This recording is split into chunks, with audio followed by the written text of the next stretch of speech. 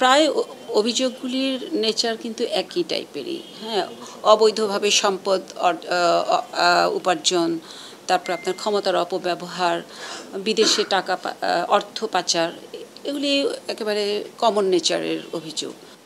রাজশাহী 4-এর সাবেক সংসদ সদস্য জনাব প্রকৌশলী মোহাম্মদ এনামুল হকের বিরুদ্ধে নানাবিধ অনিয়ম ও ঘুষের মাধ্যমে দেশে বিদেশে বিপুল পরিমাণ অবৈধ সম্পদ অর্জন করা হয়েছে। এ ধরনের অভিযোগ দুর্নীতি দমন কমিশনে পাওয়া যায় এবং এই অভিযোগটির প্রাথমিক সত্যতা নিরূপণের জন্য আমাদের দুর্নীতি দমন কমিশনের গোয়েন্দা ইউনিট রয়েছে, সেখানে এটাই তথ্যানুসন্ধান করা হয়।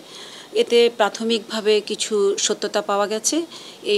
এর ভিত্তিতে এই বিষয়টি প্রকাশ্যে অনুসন্ধান করার বিষয়ে আমাদের কমিশন কর্তৃক সিদ্ধান্ত দেওয়া হয়েছে।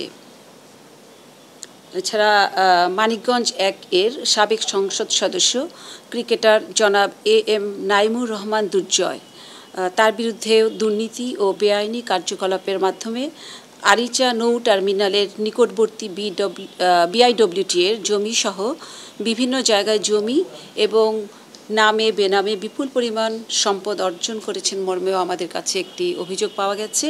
সেই অভিযোগটির প্রাথমিক সত্যতা যাচাইয়ের জন্য দুর্নীতি দমন কমিশনের গোয়েন্দা ইউনিটে তথ্যানুসন্ধান করা হয়েছে। এতে এর সত্যতা পাওয়া গেছে। সত্যতা পাওয়া যাওয়ায় এর বিষয়ে আপনার প্রকাশ্যে অনুসন্ধান করার জন্য দুর্নীতি দমন কমিশন কর্তৃক সিদ্ধান্ত দেওয়া হয়েছে।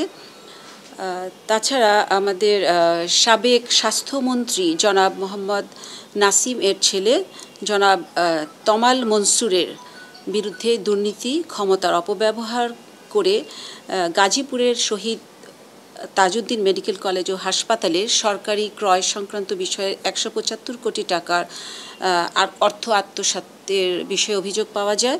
এছাড়া দেশে বিদেশেও বিপুল পরিমাণ অর্থ পাচার করা হয়েছে ব্যাপারেও তার বিরুদ্ধে অভিযোগ পাওয়া গেছে। এ সকল অভিযোগগুলি দুর্নীতি দমন কমিশনের গোয়েন্দা ইউনিটে প্রাথমিক তথ্যানুসন্ধান করা হয়। তথ্যানুসন্ধানে সত্যতা পাওয়া গেছে। সত্যতা পাওয়া যাওয়ার ভিত্তিতে এই বিষয়ে আপনার প্রকাশ্যে অনুসন্ধান করার জন্য আমাদের কমিশন কর্তৃক একটা সিদ্ধান্ত দেওয়া হয়েছে।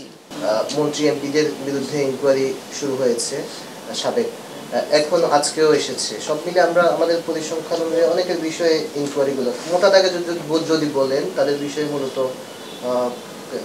কি কি অভিযোগগুলো আর কি?